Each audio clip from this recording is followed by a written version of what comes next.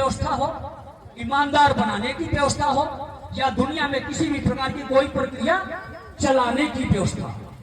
हम ईमानदार हैं तो आपको कोशिश करनी है कि दूसरे को भी ईमानदार बना दे, क्योंकि कलयुग है ना। कलयुग में अगर आप बुराइयों का त्याग नहीं करोगे तो कलयुग तो जा चुका, शिवयुग आ चुका। जब कलयुग जा चुका है तो आप कैसे रहोगे? जब आपको रास्ता ही नहीं पता होगा कि मैं किस रास्ते पर चलूं कि मेरा जीवन बच जाए, मैं इस पृथ्वी पर सुरक्षित रह जाए, मेरे धन कमाए हुए कुछ समय और मेरे काम आ जाए।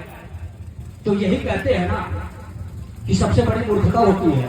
कुछ लोग समझ नहीं पाते हैं बातों को और कहते हैं ये सब तो चलता रहता है, ये प्रकृति करती रहती है। घटनाएं आपने देखी कहाँ हैं?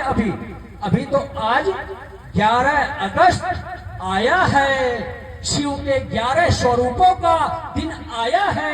महाकाल और महाकाली के एक स्वरूप में पृथ्वी पर आ चुके हैं। मैदान में सत्य सनातन धर्म का अलख जगा चुके हैं।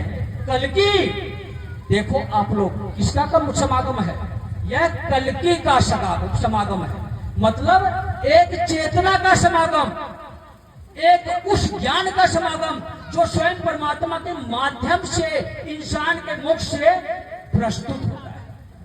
यह कल्कि का समागम है। इस कल्कि के समागम में जो इंसान मेरे बताए हुए रास्ते पर चलेगा, उसके पास कल्कि जाएगा, उसकी चेतना को जगाएगा, उसको यह बताएगा तेरा जीवन कैसे सुरक्षित होगा, तेरे जीवन में परेशानी है तो कैसे समाधान निकलेगा। लेकिन असली समाधान तो मैं ही दूंगा। हाथ उठाया, मतलब अज्ञानता बहुत ही ज्यादा है हमारे समाज में। हिंदू, मुस्लिम, सिख, ईसाई या अन्य जाति धर्म या संस्थाओं का मतभेद, सभी लोग अलग अलग पंथ में अलग अलग मार्ग पर चल रहे हैं। किसी को यह नहीं पता है कि दुनिया का असली भगवान कौन है।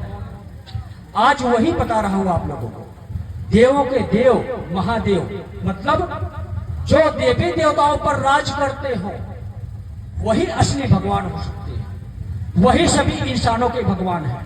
उस भगवान को आप अल्लाह बनाओ, आप वाहेगुरु बनाओ, आप यीशु मसीह बनाओ या अन्य कोई भी स्वरूप बनाओ, राम बनाओ, कृष्ण बनाओ या कुछ भी बनाओ, है तो वही असली भगवान तो शिव ही, वही आदि योगी महादेव, देवों का देव, जिसको नीलकंठ महादेव कहते हैं, जो इंसानों के भले के लिए, सृष्टि को बचाने के लिए जहर का भी प्याला पी गया।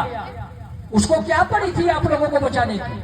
उसको क्या पड़ी थी एक अवतार और भेजने की? लेकिन इतना आप लोग यह याद रखो, शंकर जी का अवतार सबसे साधारण था और महादेव का अवतार तो जैसे नाम है महादेव वैसे ही खतरनाक लीला हुई थी।